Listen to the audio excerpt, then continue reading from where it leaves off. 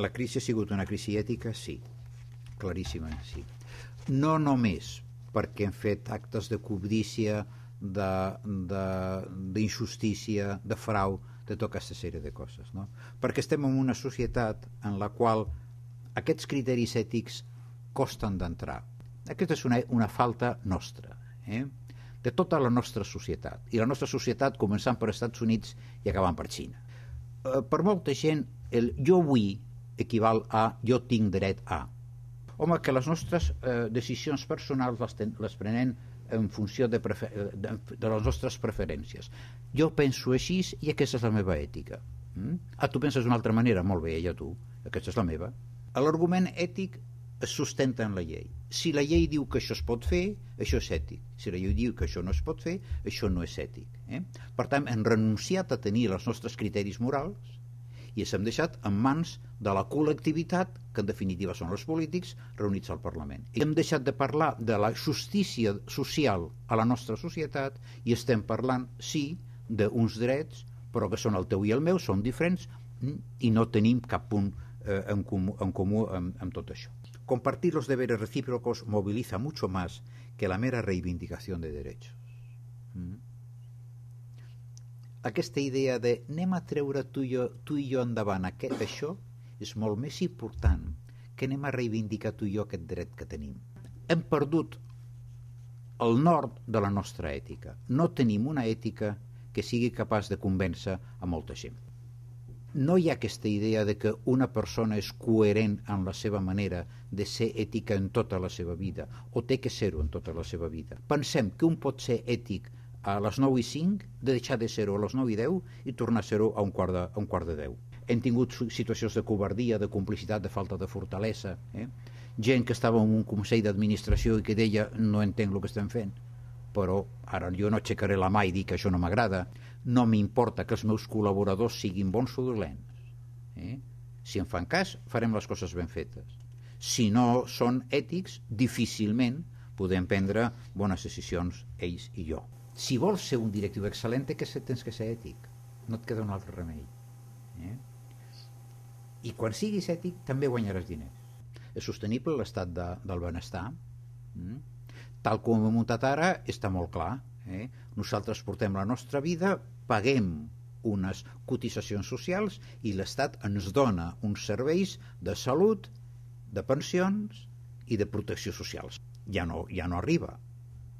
En aquest moment hi ha un problema de finançació d'això, ha caigut l'ocupació, ha caigut la possibilitat d'aportar aquests diners, l'Estat està mig en fallida moltes vegades, per tant podem resoldre-ho. Aquí poso una de les claus, que és el paper del tercer sector, el paper de les fundacions, de les ONGs, d'aquestes institucions que tenen per objecte precisament oferir una alternativa a aquest binomi estat-mercat, que és el que sempre hem utilitzat per resoldre els nostres problemes. La solució als nostres problemes té que sortir d'institucions d'aquest tipus, que són precisament les que donen l'oportunitat de canviar el punt de vista. Tindrien que pensar en un mercat impregnat de societat civil i un estat impregnat també de societat civil. L'Estat ho fa molt bé en matèria de redistribució, però, per exemple, perd tota la dimensió humana. Si busquem remeis tècnics, repetirem els errors. I això és el que estem fent ara, claríssimament. Què hem fet?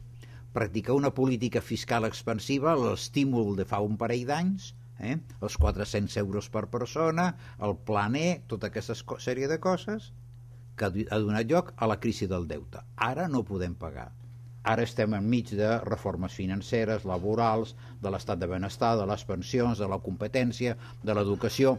Tot això intentem arreglar-ho sense fer un autèntic canvi de model, sinó ara uns quants anys més per jubilar-se, ara unes noves condicions per al mercat laboral. No pots esperar a tenir 22 anys i anar a treballar a l'empresa perquè aprenguis l'ordre, la puntualitat, el respecte als altres, la disciplina.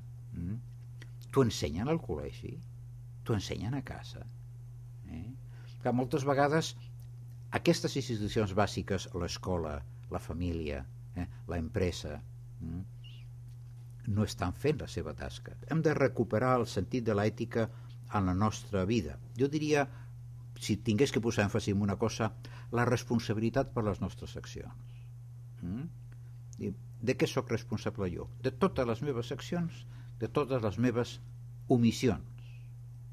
Hi ha molta gent pel carrer que no té aquest sentit de sentir-se responsable de la seva vida. Això m'ho diu l'empresa, això m'ho proporciona l'Estat, això ho ha dit l'Ajuntament, això ho ha dit el Parlament, això ho diuen els diaris, i tu què dius? No tenim criteri propi. Antonio, sortirem? Sí. Això, la crisi servirà per canviar la nostra el tarannà de la nostra societat? Sí.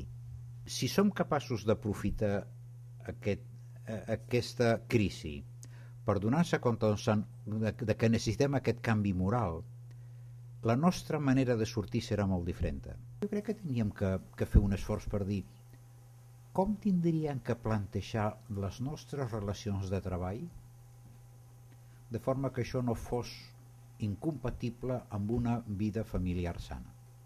El que s'està invitant a aquesta crisi, en definitiva, és hem de plantejar una manera distinta de veure les nostres relacions humanes, relacions laborals, relacions professionals, relacions de mercat, fer el bé, complir la llei i les normes, i viure les virtuts. No arreglaràs el món, ja ho sé, però arreglarem la família. Això comença a casa d'un, i comença amb la meva vida personal. Tinc que ser millor persona, tinc que començar a treballar jo ara per ser millor persona i fer que la gent del meu voltant siguin millors persones. No arreglarem el món, però hem donat el primer pas.